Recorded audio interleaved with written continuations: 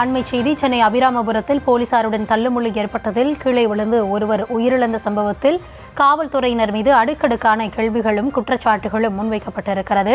அதிகாலை 4:30 மணிக்கு விசாரணைக்கு அழைக்க வேண்டிய அவசியம் என்ன? விசாரணைக்கு அழைக்கச் சென்ற காவலர்கள் போலீஸ் சீருடையில் இல்லாமல் இருந்தது ஏன் என அடுக்கடுக்கான கேள்விகள் குற்றச்சாட்டுகளும் எழுந்திருக்கிறது. இதுகுறித்த விரிவான விவரங்களுக்காக இணைகிறார் எம்முடைய செய்தியாளர் முரளி. வணக்கம். இதற்கு முன்னதாகவே பாதிக்கப்பட்டவருடைய மனைவி பேசியிருந்த அந்த காட்சிகளை நம்ம பார்த்திருந்தோம். இது குறித்து காவல்துறை தரப்புல என்ன விளக்கம் அளிக்கப்பட்டிருக்கிறது? எதனால அதிகாலையில விசாரணைக்கு அழைக்க சென்றார்கள்? அவர்கள் முன்வைத்த அடுக்கடுக்கான கேள்விகளுக்கு காவல்துறை தரப்புல என்ன பதில் சொல்லப்பட்டிருக்கிறது? வணக்கம். இன்று அதிகாலை சென்னை அபிராமபுரத்தில் விசாரணைக்காக ஒரு நபர் அழைக்க சென்ற பொழுது அப்பொழுது அந்த நபர் சம்பவ இடத்திலேயே மயங்கி விழுந்து உயிரிழந்திருக்கிறார். சென்னை அபிராமபுரம் கேவிபி கார்டன் பகுதியை சேர்ந்தவர் கார்த்திகேயன். இவர் அதே பகுதியில் குடும்பமாக வசித்து வருகிறார். இவருக்கு மாம்பாக்கத்தில் 2 கிரவுண்ட் நிலம் இருந்திருக்கிறது. இந்த நிலத்தினை ஆனந்தி என்கிற நபருக்கு விற்பனை செய்திருக்கிறார். அந்த கடந்த 2011ஆம் ஆண்டு இரு நபர்களும் 49 லட்சம் ரூபாய்க்கு அந்த இடம் விலை பேசப்படுகிறது. 26 லட்சம் ரூபாயை ஆனந்தியிடமிருந்து இவர் முன்பணமாக பெற்றிருக்கிறார். இந்த விவகாரம் தொடர்பாக நாளுக்கு நாள் அந்த இடத்தின் விலை அதிகரிக்கவே ஆனந்தியிடம் அந்த ஆவணத்தை கொடுக்காமல் அதனை போலியாக தயாரித்து அவருடைய மனைவி பெயர் மீது இவர் கார்த்திகேயன் மாற்றி எழுதியதாக கூறப்படுகிறது.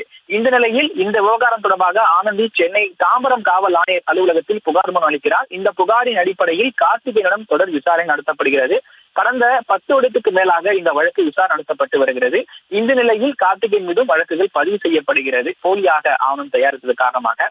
இந்த நிலையில் இன்று அதிகாலை தாம்பரம் காவல் மாவட்டத்துக்குட்பட்ட போலீசார் தாழம்பூர் காவல் நிலையத்திலிருந்து அதிகாலை 4:30 மணி அளவில் கார்த்திகேயனை விசாரணைக்காக அழைத்துச் செல்வதற்காக வருகிறார்கள்.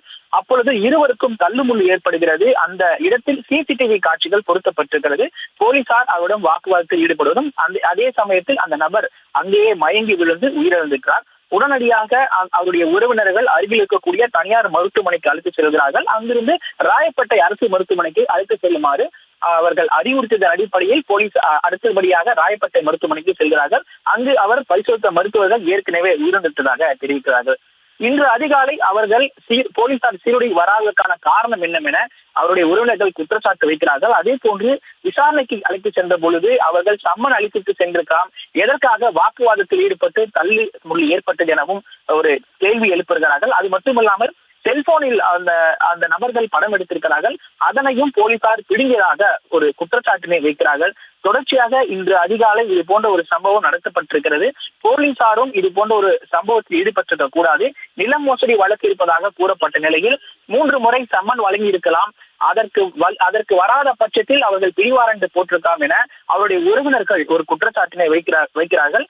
கீழே உள்ள நபரை முதல் உதவி கொடுத்திருந்தால் உடனடியாக அந்த நபரை காப்பாற்றி இருக்கலாம் எனவும் அக்கம் பக்கத்தினர் தெரிவிக்கிறார்கள். குறிப்பாக கார்த்திகேயன் கீழே விழுந்த உடனடியாக அவருக்கு முதலுதவி அளித்திருந்தால் உடனடியாக காப்பாற்றிருக்கலாம் எனவும் கூறுகிறார்கள். இது தொடர்பாக காவல்துறையிடம் கேட்ட பொழுது நாங்கள் அவரிடம் தள்ளுமுள்ளு எதுவும் ஏற்படவில்லை எனவும் விசாரணைக்காக அவரை அழைத்ததாகவும் அதே போன்று ஏற்கனவே அவருக்கு பல முறை விசாரணைக்கு அழைத்திருப்பதாகவும் கூறியிருக்கிறார்கள். கடந்த 10 மாதமாக இந்த விவகாரம் தொடர்பாக தொடர் விசாரணைக்கு அவரை அழைத்திருக்கிறோம். அவர்கள் இந்த விவகாரம் தொடர்பாக நீதிமன்றத்தில் வழக்கு தொடர்ந்திருப்பதாகவும் சம்மன் வழங்க மட்டுமே நாங்கள் வந்ததாக கூறுகிறார்கள். மேலும் இந்த விசாரணையில் அவருக்கு தற்பொழுது பிணக்கூறாக முடிந்த பிறகு அந்த அறிக்கையில் தெரிந்துவிடும் நாங்கள் அவரை தாக்கவில்லை என போலீசார் தரப்பிலிருந்து ஒரு விளக்கம் அளிக்கிறார்கள். இருப்பினும் இன்று அதிகாலை இது போன்று சட்டப்படி அவர்கள் வந்திருக்க கூடாது எனவும் அதே போன்று அந்த முதியவரை அவரை பார்க்காமல் தர இழுத்ததாக ஒரு குற்றச்சாட்டு வைக்கிறார்கள். ஆகவே இந்த பிணக்கூறாய் முடிந்த பிறகுதான் அந்த அறிக்கையில் தெரிய வரும் போலீசார் அவர்களை தாக்கினார்களா அல்லது அவர் பதற்றத்தில் மயக்கமடைந்து உயிரிழந்தாரா என்ற விவகாரங்கள் எல்லாம் இந்த அறிக்கைக்கு பிறகுதான் தெரிய வரும் என காவல்துறையினரும் அதே போன்று அந்த பகுதி மக்களும் குற்றச்சாட்டு வைக்கிறார்கள். இது போன்ற ஒரு செயல் நடந்ததுக்கு அவர்கள் நிச்சயம் மனித உரிமை ஆணையத்திற்கு நட இருப்பதாகவும் அவருடைய உடலை வாங்க மறுத்து தெரிவிப்பதாகவும் தற்போது செய்தியாளர்கள் சந்திப்பில் தெரிவித்திருக்கிறார்கள்.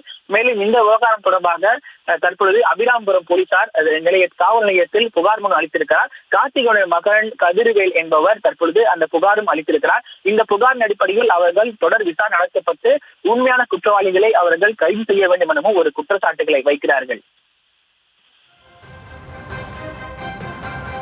விரிவான விவரங்களுக்கு நன்றி முரளி.